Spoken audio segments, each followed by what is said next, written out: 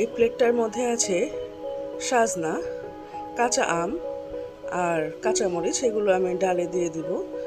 আমি আজকে এগুলো ডাল দিয়ে রান্না করব। এত গরমে এই টক ডালটা খেতে ভালো লাগে, তার মধ্যে আবার আমি একটু সাজনা দিয়ে নিলাম। আমার ছোট মেয়েটা পটল ভাজা খেতে খুব পছন্দ করে, কিন্তু ও ঝাল খেতে পারে না একদমই। ওর জন্য শুধু হলুদ দিয়ে মাখিয়ে কয়েকটা ভেজে নিচ্ছি। এরপর আমি বাকি পটলগুলোতে একটু মরিচের গুঁড়াও মাখিয়ে নেব। ডালটা এখানে বলক উঠে এসেছে, চলুন মরিচের গুঁড়া দিয়ে নিই পটলের মধ্যে। ভালো করে মাখিয়ে নিলাম।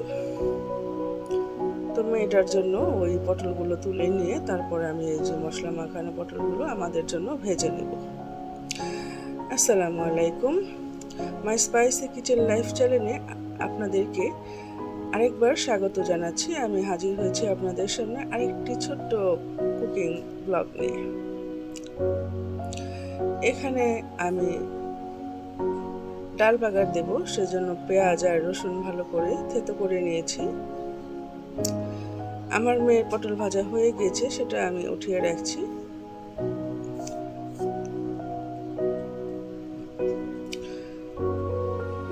পেঁয়াজ আর রসুনটা ভেজে নিয়ে এখন আমি ডালটা বাগার দিয়ে নিলাম। ডালটা হয়ে গিয়েছে। আমার ভিডিওটি যারা দেখছেন তারা একটা লাইক করে সাবস্ক্রাইব করে নেবেন, আর যারা করে ফেলেছেন তাদেরকে অসংখ্য ধন্যবাদ। আমার ভিডিওটি কেউ স্কিপ করে দেখবেন না। কথা বলতে বলতে পটল ভাজাগুলো হয়ে গেল। এখন আর কিছু পটল আমি ভেজে নিচ্ছি। কড়াইতে আমি পেঁয়াজ ভেজে নিচ্ছি। এখানে আমি মশলা কষিয়ে নেব। পাবদা মাছ রান্না করব।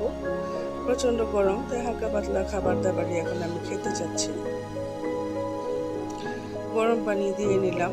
রান্নাঘরে আসলে দাঁড়ানো যাচ্ছে না, এতটা গরম। মরিচের গুঁড়া দিলাম, হলুদের গুঁড়া দিলাম, জাস্ট একটু জিরার গুঁড়া দিয়ে নিয়ে আমি এই রান্নাটা কমপ্লিট করে ফেলবো। এখানে আর বেশি মশলা ব্যবহার করব না। এত গরমে এত মশলা খেতে ভালো লাগে না। এই তো দিয়ে দিলাম একটু ভাজার জিরে গুঁড়া। ভালোভাবে কষিয়ে নিচ্ছি। এর মধ্যে এটা মশলা কষানো হয়ে গেলে এর মধ্যে আমি দিয়ে নেব আলু আর টমেটো।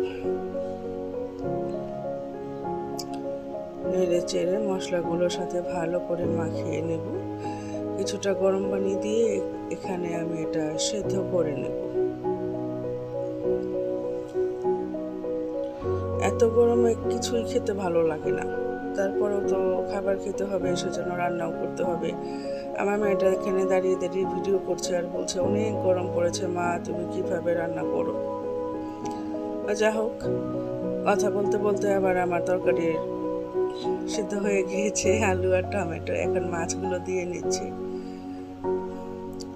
এর উপরে আমি কয়েকটা কাঁচামরিচ দিয়ে নেব। তরকারিটা ঢাকা দিয়ে দিয়েছিলাম। এখন গরম পানি দিয়ে নিলাম।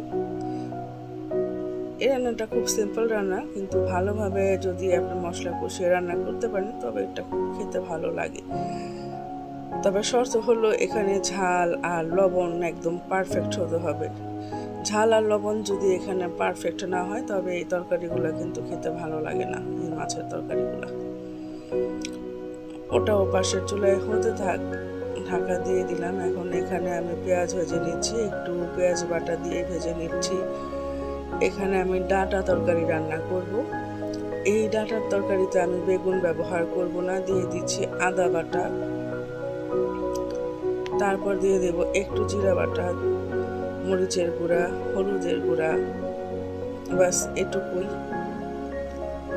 এটাকে ভালোভাবে কষিয়ে নিয়ে আমি রান্নাটা সেরে ফেলবো। একটু গরম পানি দিয়ে নিলাম।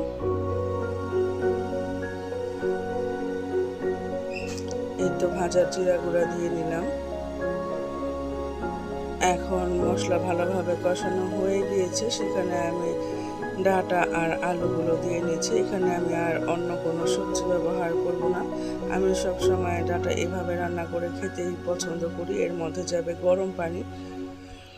মাছটা আমার হয়ে এসেছে দেখুন। ততক্ষণে পাবদা মাছের রান্নাটা কমপ্লিট। একটু লবণ দিয়ে নিলাম।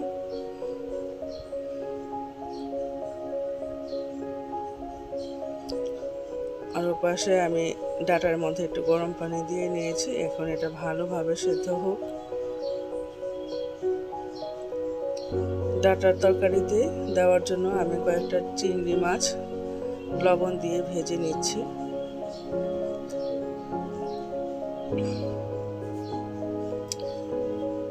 হালকা করে ভেজে আমি তরকারিতে দিয়ে নেব, কারণ চিংড়ি মাছ যদি বেশি সেদ্ধ করা হয় বা অতিরিক্ত সময়ে রান্না করা হয় তবে সেটার টেস্টটা থাকে না, শক্ত হয়ে যায়।